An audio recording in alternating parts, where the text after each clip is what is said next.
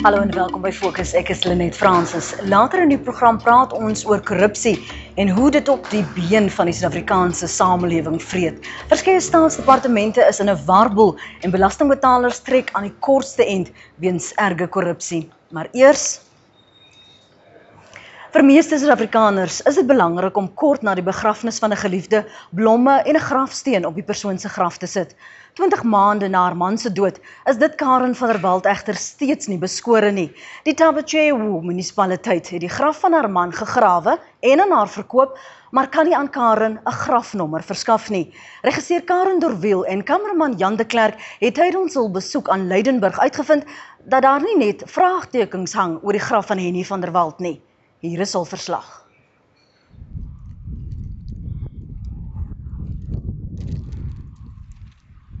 Karen van der Walt soek, maar vind nie. Op haar man se verjaardag wil sy blomme op sy graf sit. Niemand kan egter vir Karen sê presies waar Henny begrawe is nie. Mama's kwaad, mama's hartseer. Mens kies nie tussen twee grafte nie. En jy nog nooit eens jou pa gesien nie, mamma kan nie vir jou wys waar sy graf is nie, en hy verjaar nie.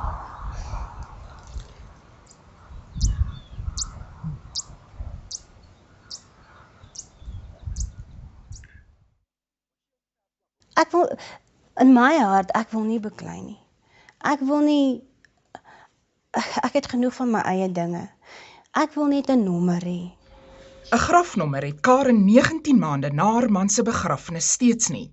Henny van der Walt is in Augustus 2010 in Lydenburg se nuwe begrafplaas begrawe. Sonder 'n nommer kan Karen nie Henny se grafsteen oprig nie. Martens begrafnisse het Henny begrawe en 'n graf by die Fokus Municipaliteit gekoop. Die munisipaliteit het nie 'n grafnommer aan die ondernemer verskaf nie, omdat die begrafplaasregister soek was. 'n Werknemer van die munisipaliteit het Henny se naam en die datum van sy begrafnis in 'n dagboek neergeskryf. Die ondernemer is aangesê om die nuutste graf in die eerste ry van blok D te gebruik. 15, 16, 17. Die dag toe met die begrafnis het ek spesifiek vir die begrafnisondernemer gesê, ons moet seker maak dat die nommer reg is. Omdat ons met my suster, sy is 2-3 jaar terug oorlede, met dieselfde ding gesit het, net 'n entjie boontoe. Hulle het heeltemal verkeerde grafnommer gehad. En ons moes naderhand foto's kry om dit uit te klaar. Karen het eers 7 maande na die begrafnis Lydenburg toe getrek. Haar broer het in haar afwesigheid blomme op die graf gesit wat hy uitgewerk het Henny sin moet wees.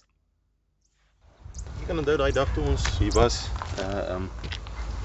toe ons gery het ek nog vir jou gesê toe ek hier stop met die bakkie, dat ons moet onthou dat dit presies oor hierdie 2 bome is, dat ons nie weer met dieselfde probleem sit as met Marina se graf nie. So het Karen en Pieter tot die gevolgtrekking gekom dat Henny in graf 17 of 18 begrawe is. En dis waar Karen se pogings 'n jaar gelede begin het om by die munisipaliteit 'n nommer, een nommer te kry. In die begin was dit nog minder gewees. Dit was ons huweliksherdenking wat al verby is, dit was Kersfees. Daar was baie verskillende datums wat so belangrik is. Dan het ek maar gegaan met die blommetjies, ek het maar daar geloop en praat en gehoop iewerste. Hy hoor my en hy weet ek's daar. En dan het ek maar die blommetjies gaan verdeel en op my ma, my sussie se graf te gaan sit. Want ek wil nie blomme sit op iemand se graf en dit voel vir my ek gee dit nie vir hom nie. By die munisipaliteit het Karen gou en herhaaldelik besef dat haar man se begrafnis steeds nog net opgeteken was in 'n dagboek en dat sy graf steeds nie 'n nommer gekry het in die register nie. Karen het saam met 'n munisipale werknemer probeer om die name van haar man en sowat 6 ander mense in die dagboek aan grafnommers in die register te koppel. As daar 'n naam is en dit is dalk nog 'n graf wat dan 'n grafsteen kry, bly daar dalk 'n graf oor wat nie 'n naam het nie, dan het ek aangeneem is my man se. Karen het die drempel van die munisipaliteit deurtrap. Verstaan nie heeltemal wat die IC regtig beteken nie. Weet jy, is baie dae wat sy hierso weg is met die etenstyd, dan gaan sy sy munisipaliteit toe. En dan kom sy terug, dan is sy verskriklik moedeloos en ek sal sê kwaad aan die ander kant. Burton Komma, die munisipale bestuurder, het nie Karen se brief beantwoord nie. Niemand het gereageer op niks wat ek gedoen het nie.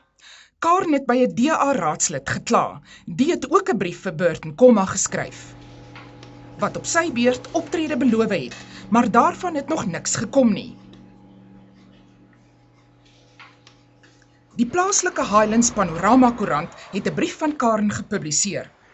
In die brief vra Karen Lydenburgers, wat ook geliefdes in blok D begrawe het, om haar te help om Henny se grafnommer te identifiseer. Fokus het saam met Karen die redakteur besoek en verrassende inligting oor 'n ander graf bekom. Ons het toevallig dieselfde tipe geval gehad in ons familie. Ons het nommer 16 geboek en toe kom ons agter nommer 17 waar die gade moet bly is klaar deur iemand anders gevat, maar die graf was op ons naam. En telefonies vertel iemand wat die begrafnisbedryf en munisipaliteit van Lydenburg goed ken, ook dat alles nie pluis is nie. Ek dink dit is die boekhoustelsel. En in terme van boekhou praat ons nou hier van geld of van ander dinge? Nee, ander dinge, fisies die neerskryf en die deurgee daarvan. Van spesifiek grafnommers? Dis korrek, ja. Net voor Fokus se besoek het Karen weer by die munisipaliteit name aan grafnommers probeer koppel. Tot daar 2 nommers oor was, 12 en 16. Toe het ek nou vir gesê, goed, 12 en 16 is oor. Nou wat nou? Toe sê sy nee. Een van hierdie 2 nommers moet dan nou myne wees.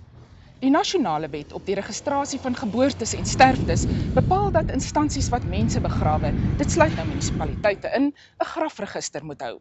So, om dan te kyk hoe die Tabachueo munisipaliteit se grafregister lyk, maar om ook te probeer om antwoorde te kry op soveel van Karen van der Walt se vrae, kom ons gaan praat met die munisipaliteit.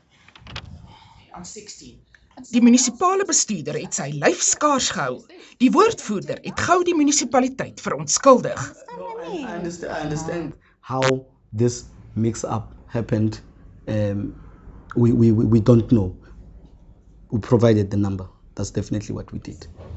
But what number? It is the number that we're giving you. We're saying it's 12. Grafnommer 12, en dit nadat Karen sowat 'n week voor die onderhoud geweier het om tussen nommers 12 en 16 te kies. Die grafregister lyk ook anders. Nadat iemand met flaterwater 'n naam uitgevee het, staan Henny van der Walt se naam nou langs nommer 12. What is Tippins doing in a cemetery register? I mean, it looks as though there was a different name written in here before van der Walt was written down here. And yes, you understand this is a very old book, but I would not understand why this Tipex people always write on pen and put Tipex on. Sabia erken daarom dat die munisipaliteit se huis in orde moet kry. Our records. I think it's one of the areas of focus right now for the administration of Tabachueo local municipality, that we should actually look at our records and try and reconcile. Maar steeds weier die munisipaliteit om volle verantwoordelikheid te neem. It was a mix-up between her, the municipality, and the funeral parlor that was helping her with the whole process. This morning, I think the director and the MM were saying, they gave us assurances that they actually need to have a meeting with Mrs. van der Walt to say how best can we solve this situation, because she also need to cooperate with us as the municipality. But it will happen soon. It will happen soon. As in a week or 2 or 3 months? Maybe in a week or 2, a meeting with her should definitely take place, because we view the situation in a serious light. Ernstig, inderdaad. Karen moet in dieselfde graf as haar man begrawe word. Ek het 'n babietjie van 'n jaar en 'n half oud wat eendag baie vrae gaan vra. En graag dalk ook wil sien, maar waar is my pappa? Ek het 'n ander seentjie wat 6 jaar oud is. Hy wil ook graag net gaan en gaan 'n blommetjie neersit. Byna 2 weke na Fokus se besoek aan Lydenburg het die munisipaliteit steeds nie die beloofde vergadering met Karen van der Walt belê nie. Net hierna, korrupsie en sy pad van verwoesting landwyd bly ingeskakel.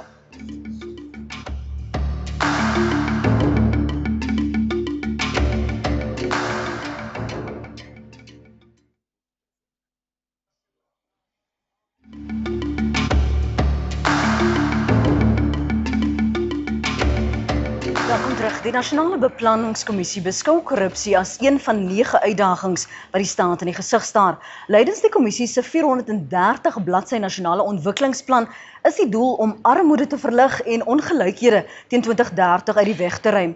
Die kommissie se voorsitter, minister Trevor Manuel, glo alle landsburgers se lewens moet hierdeur verbeter word. Van die ander uitdagings sluit in werkloosheid, swak infrastruktuur en lae onderwysstandaarde. Vanaand se gesprek is die eerste in 'n reeks wat ons gaan voer oor die nasionale ontwikkelingsplan en daardie 9 uitdagings. By my in die ateljee is die uitvoerende direkteur van Corruption Watch, David Lewis. Corruption Watch is 'n burgerlike nuwensgewende organisasie wat op die brein gebring is om inligting oor korrupsie in te samel en mense te help om standpunt in te neem. Good evening, David. Thank you for your time. If you look at Transparency International Corruption Index for 2011, South Africa has the dubious position of 64th place. How would you assess corruption levels in South Africa, particularly it seems to have spilled over from private sector to the public sector as well? They're very high, and I think acknowledged as being very high and getting worse. We're 64th in the large sample of Transparency International. I think we're 7th in sub-Saharan Africa. So corruption is pretty bad. We have anti-corruption strategies. We have various infrastructures. Has it just been a farce thus far? No, I don't think so. I mean, I think it's not been particularly successful. But I think that no matter how strong your policing resources are or how effective your policing resources are, if you don't, corruption is a social problem as well as being a crime. And if you don't have an active, participative citizenry opposing it, your law enforcement authorities will never catch up with the scale of the problem, not here or anywhere else for that matter. Are there particular areas that it's most likely to occur in a company or in a governmental department, for example? Well, there are particular vulnerabilities. I mean, procurement is obviously one of them. And often there are management systems that are weak and that make an institution vulnerable to corruption. They may be your hiring mechanisms, they may be your procurement mechanisms, a variety of managerial inefficiencies or managerial lapses make corruption a lot easier. It's a complex phenomenon, and it's got to be guarded against by putting in place mechanisms that ensure that it doesn't happen or that minimize the prospect of it happening. So now if we talk about risk management and we talk about certain processes and controls that need to be in place, surely any business or any government department looks at those plans before they employ someone.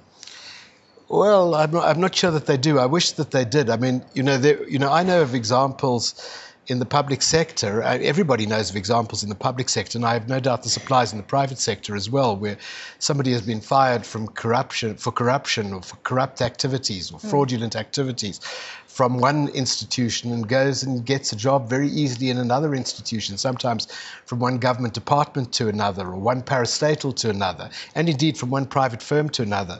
So the mechanisms are not effective, and one of the issues that we want to campaign for is for private sector institutions to put in place anti-corruption compliance programs, which are not particularly common. Among most of the large listed companies, you would have them in place. They're often not very effective.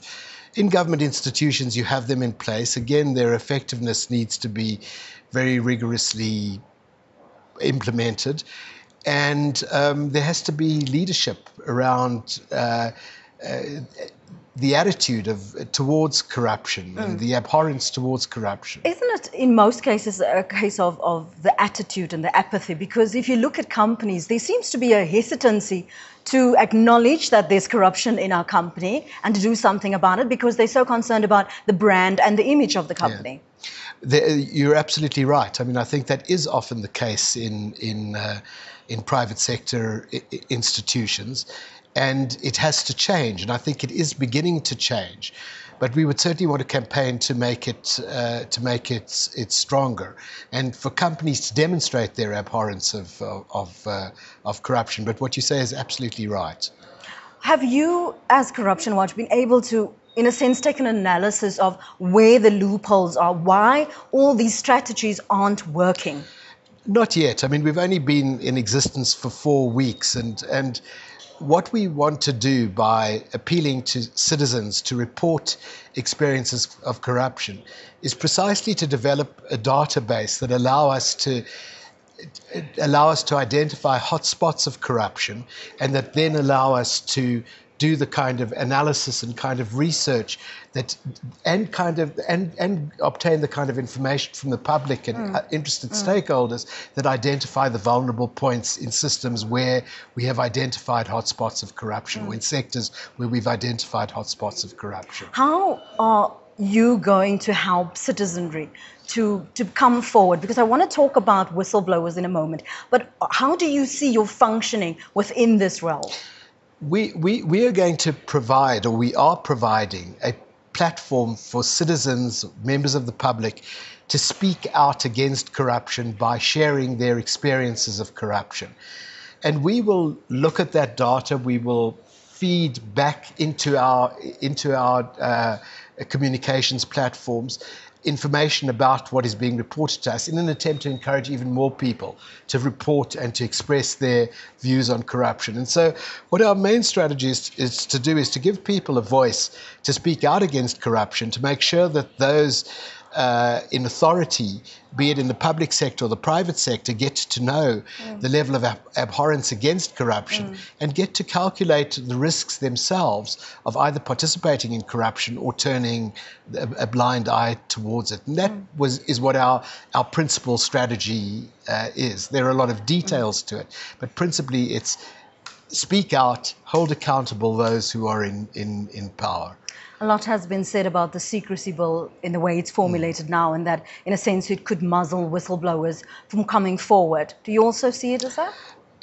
Yes, I think that there is a danger of that. And I see the danger particularly in areas or being directed at people who don't have the resources to check up with lawyers about what is being done. And I can imagine, a mayor in a small town or city manager in a small town waving a statute at somebody who doesn't know a lot better and hasn't the resources to find out better, that they'd better not report the corruption that they know of because they may risk 15 years in jail. So I think it is a problem. I think the bill, there are too many uncertainties in the bill. There is too much opacity in the bill, and let's see what happens through its next round through Parliament. What kind of protection can one then provide whistleblowers? Because we've often heard of people saying we're afraid to come forward. Yeah, at Fokus we get a lot of leads, but people constantly say, please, I don't want them to know what my name is. Please don't phone me. I'd rather use so-and-so's phone number. This fear,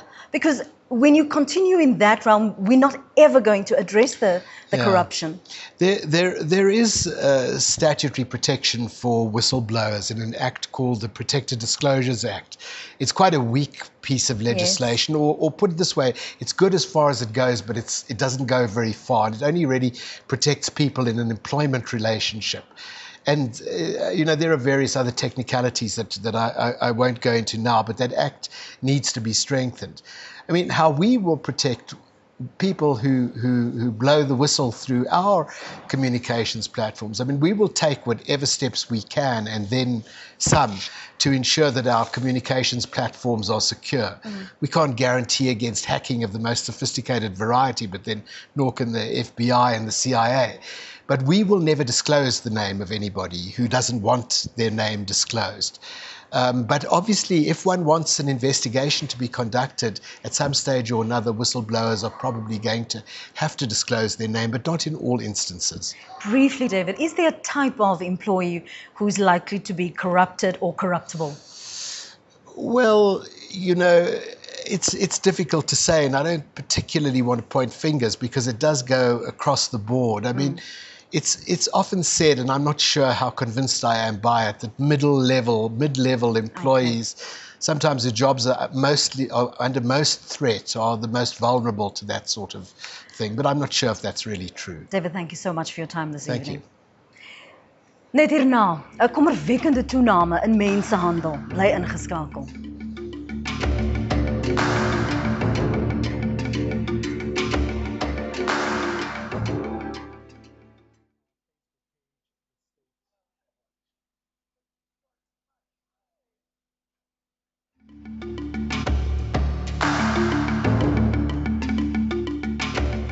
Welkom terug. Die polisie in KwaZulu-Natal het onlangs op 'n hotel in Durban toegeslaan en op jong kinders afgekom wat as seksslawe aangehou is. Sedertdien word die polisie daagliks deur desperate ouers met vermiste kinders gekontak. Volgende week in Fokus bring ons 'n spesiale verslag oor die bedryf en toenemende voorvalle van mensenhandel. Hier is 'n voorsmaakie van volgende week se verslag deur Fokus-regisseur Jolien Vullis uit Durban. Is deesdae die sagte teikens van bordeel-eienaars en dwelmhandelaars in Suid-Afrika, terwyl die regering sloer om wetgewing in plek te sit wat kinders beskerm teen mensenhandel. Klokslag 7 uur elke aand is kinders so jonk as 12 jaar oud op straat. Baie kry 'n skop uit die dwelms en gee in as hul kliënte meer geld aanbied om omgang te hê sonder 'n kondoom. Die vrou van Durban moes haar liggaam vir geld verruil nadat bordeel-eienaars haar onder valse voorwendsels na Lydenburg geneem het. Sy het ontsnap, maar het weer in die hande van 'n tweede bordeel-eienaar beland. Nigerians start hitting girls, and I've seen it happening while I was there. They hit the girls to go and sell their bodies, and they expect money. Because you're staying with them, they're paying rent, they're buying you food, so they're also expecting money back in return at the same time. Hoewel die syndikaat vasgetrek is die skade reeds gedoen. They take our kids, they don't use this thing that they support them, and we find our kids now they are sick. They got TBs and they are positive.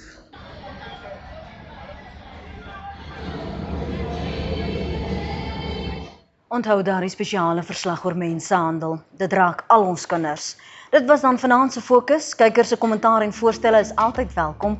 Skryf net die woord Fokus, gevolg deur 'n kort boodskap en SMS dit na 34444. 'n SMS kos R2. En u kan gerus ook 'n lid word van ons Fokus groep op Facebook en sommer daardeur vir ander aanmoedig om 'n vriend te word. Van my Lenet Francis en die res van die Fokus span, totsiens tot volgende Sondag aand.